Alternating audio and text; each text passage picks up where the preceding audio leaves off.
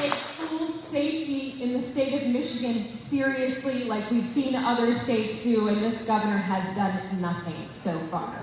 So when she says that to me, it's kind of bizarre that that would be the comment that she would pick. But let's unpack that a little more, because she says this whole thing about guns versus books. A lot of parents are concerned about the books in school right now. So is she making fun of that?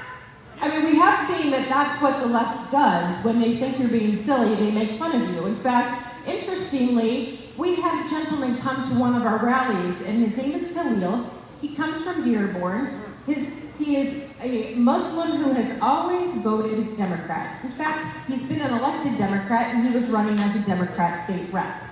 He found these books in his schools that are teaching kids things that I won't talk about because there's children in the room. And that's how bad it is.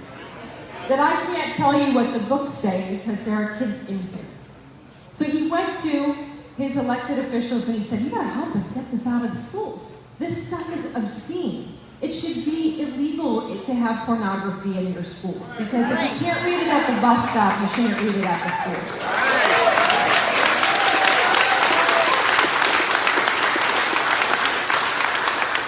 So I tell this story on the debate stage, and have you ever heard of this? He's kind of like a washed-up comedian, Stephen Colbert. He comes out on his show and he says, this guy doesn't even exist. Guess what? Khalil didn't like that.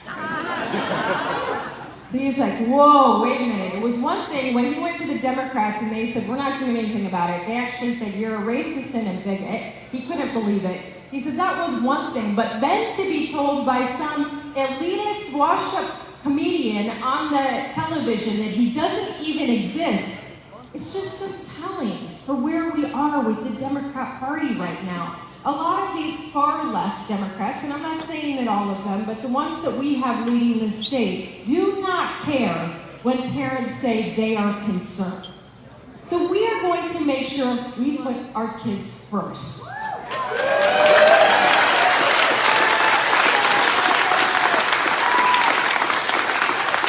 I think the interesting part about Khalil coming out and saying this is he made a really interesting statement. He said, I know that Republicans have been told they have no place in Dearborn. And he said, because when I said I'm going to go to a Tudor Dixon rally, the folks in Dearborn said, you have no place at a Tudor Dixon rally. He said, but I walked into your rally and I listened to what you had to say, and it was about protecting our kids. And he said, I think it's time for us to come together and say, the things that we want are the same.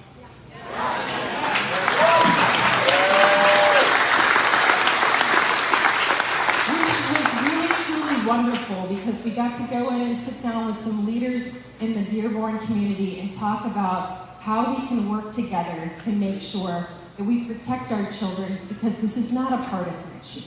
This is not a Republican or a Democrat issue. This is about making sure that not only are our kids learning the right stuff in school, but that they're actually learning in school.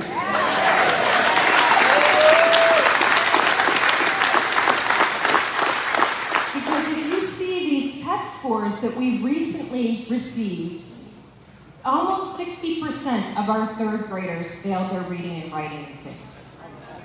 That's not acceptable. It's funny because they fact-checked me on that recently. These radical little activist reporters are so cute. They're like, she said nearly 60% and it was 58%. And I'm like, yes. Look, that is nearly 60%. I had another, see, in Holland, see, he says it's 77 in Holland. So the interesting part about this is that these radical little journalists, this girl calls me and she wants to talk about education, and she said, you really hung up on this third grade reading thing? And I was like, yeah, I know.